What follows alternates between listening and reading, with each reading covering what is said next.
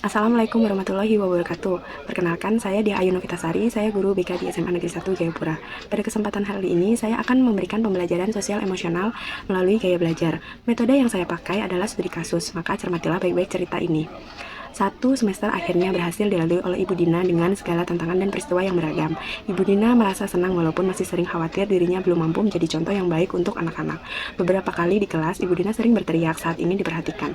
Ibu Dina merasa bersalah karena harus berteriak seperti itu. Namun Ibu Dina pun bingung. Dalam kasus ini, kita dapat melihat yang dibutuhkan Ibu Dina tidak hanya mengenai proses belajarnya, tetapi juga mengenai bagaimana cara Ibu Dina bisa mengelola pikiran dan perasaannya melalui pembelajaran sosial emosional atau yang biasa dikenal dengan singkatan PSE.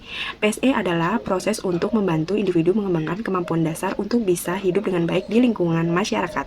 Lalu bagaimana cara kita untuk menerapkan PSE dalam diri kita? Yaitu dengan cara menganalisis diri menggunakan KSE. Apa sih itu KSE?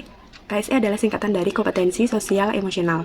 KSE adalah kemampuan individu untuk memahami dan mengelola emosi, mengembangkan hubungan yang positif dengan orang lain, serta mengambil keputusan yang bertanggung jawab dalam berbagai situasi sosial.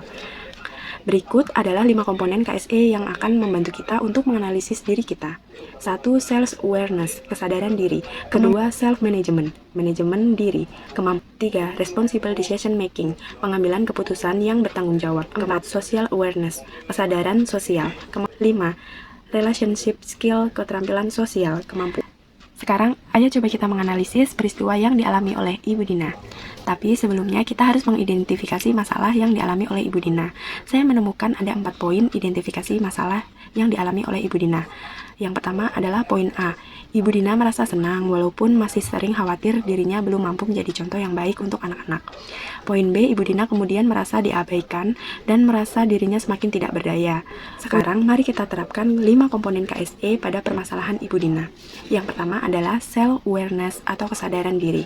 Kesadaran diri yang dialami Ibu Dina yaitu merasa belum bisa menjadi teladan yang baik untuk peserta didik dan merasa gagal dalam mendapatkan perhatian dari peserta didik. Yang B, self-management atau manajemen diri. Manajemen diri yang dilakukan Ibu Dina adalah kesadaran diri akan kesalahannya dalam melakukan pendekatan dengan peserta didik. Hal ini mendeskripsikan dalam cerita di atas ketika Ibu Dina harus berteriak untuk mendapatkan perhatian oleh peserta didik di kelas. Yang kedua adalah self-management atau manajemen diri. Manajemen diri yang dilakukan Ibu Dina adalah kesadaran diri akan kesalahannya dalam melakukan pendekatan dengan peserta didik. Hal ini dideskripsikan dalam cerita di atas ketika Ibu Dina harus berteriak untuk dapat perhatian dari peserta didik. Kemudian dia merubah cara pendekatannya dengan memberikan tugas kepada peserta didik. Yang ketiga adalah social awareness atau kesadaran sosial. Dari manajemen diri yang dilakukan Ibu Dina menjadi semakin mengerti bahwa usaha yang dilakukan Ibu Dina tidak membuahkan hasil. Hal ini dideskripsikan dalam cerita di atas bahwa peserta didik tidak mencari atau bertanya kepada Ibu Dina terkait tugas yang diberikan oleh Ibu Dina. Justru Ibu Dina malah semakin merasa diabaikan oleh anak-anak karena tidak ada satupun yang datang menemui Ibu Dina. Yang keempat adalah relationship skills atau keterampilan berelasi. Dari hasil analisis manajemen diri, kesadaran diri, dan kesadaran sosial, kita dapat menyimpulkan bahwa Ibu Dina masih kurang dalam berketerampilan berelasi, kurangnya berkomunikasi efektif, berempati, berpikir positif dengan peserta didik dan rekan kerjanya. Dan yang kelima adalah responsible decision making atau pengambilan keputusan yang bertanggung jawab. Dalam pengambilan keputusan yang bertanggung jawab, Ibu Dina bisa memulai dari mengembangkan keterampilan berelasi dengan rekan kerjanya untuk melakukan refleksi dan evaluasi dirinya atau tentang hubungannya dengan peserta didik di kelas. Kemudian mulai belajar mendalami karakteristik dan kebutuhan peserta didik agar dapat mengetahui pendekatan apa yang cocok diberikan untuk peserta didik. Refleksi bersama peserta didik juga bisa dilakukan dengan cara melakukan refleksi umpan balik terhadap kegiatan pembelajaran yang sudah dilakukan oleh Ibu Dina. Hal ini dapat meningkatkan rasa percaya diri untuk peserta didik karena Ibu Dina memberi kesempatan peserta didik untuk berkontribusi aktif dalam kegiatan pembelajaran. Dan kegiatan tindak lanjut itu penting dilakukan oleh Ibu Dina supaya Ibu Dina bisa mencoba pendekatan yang baru dan mengevaluasi tingkat keberhasilannya. Tentunya pendekatan yang baru itu sudah disesuaikan dengan karakteristik dan kebutuhan peserta didik. Kesimpulannya adalah sebelum mengambil keputusan, Ibu Dina harus melakukan berbagai pertimbangan yang matang.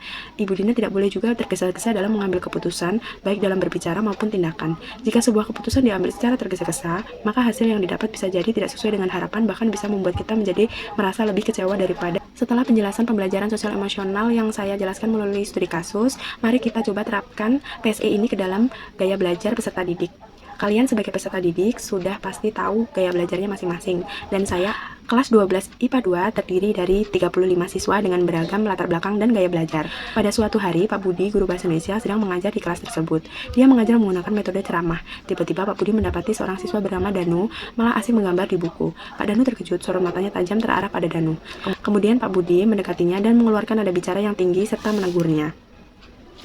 Dan apa yang terjadi? Danu kemudian berdiri dan berjalan keluar tanpa mengeluarkan kata-kata. Menurut informasi dari teman sekelasnya, Danu adalah sosok yang pendiam dan memiliki hobi menggambar. Dia sangat senang dan bersemangat saat mengikuti mata pelajaran seni rupa. Begini studi kasusnya, Ibu harap kalian bisa menerapkan PSD dalam studi kasus ini. Jika ada yang kurang jelas, kalian bisa mengakses soal studi kasus yang menjadi tugas di materi ini di bagian deskripsi video. Terima kasih atas perhatian semua. Wassalamualaikum warahmatullahi wabarakatuh.